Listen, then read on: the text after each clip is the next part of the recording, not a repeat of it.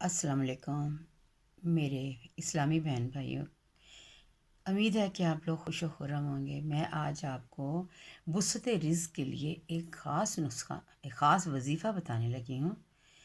آپ نے جو بھی پریشان حال ہے، جو رزق کی وجہ سے، رزق کی کمی کی وجہ سے یا ایسے معاملات ہو گئے ہیں کہ ہمارا چلتا چلتا کاروبار بند ہو گیا ہے، ہمارے مطلب اللہ تعالیٰ کا فضل تھا لیکن ایک دم سے ہر چیز رک گئی ہے، رکاوٹ آ گئی ہے اور ہر رزق کی کمی ہو گئی ہے، ہم جس کی وجہ سے پریشان حال ہیں، تو آپ نے کرنا یہ ہے کہ عشاء کی نماز کے بعد قبلہ رخ اور یہ وظیفہ آپ نے ایسے ادا کرنا ہے کہ سر پہ ٹوپی بھی نہ، ننگے سر قبلہ رخ کھڑے ہو کے، یعنی کہ آپ کے سر پہ آسمان ہو۔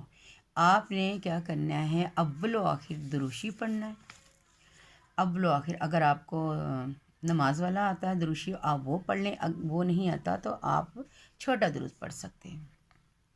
پڑھنے کے بعد دروشی پڑھنے، 11 دفعہ دروشی پڑھ لیں۔ اس کے بعد آپ نے 111 مرتبہ 111 یعنی کہ 111 دفعہ آپ نے یا مسبب الاسباب پڑھنا ہے، اور پھر آپ نے اپنی رزق کی وسعت کے لیے دعا مانگنے کی، یا باری تعالیٰ تیرے خزانے بھرے ہوئے، اپنے خزانوں میں سے میری مدد فرما۔ تو انشاءاللہ آپ کا یہ کام ضرور ہوگا۔ آپ نے یہ کرنا ہے کہ اس کے بعد 11 مرتبہ دروشی پڑھنا ہے۔ دروشی پڑھنے کے بعد آپ نے دیکھنا ہے کہ کیسے آپ کے لیے رزق کے دروازے کھلیں گے۔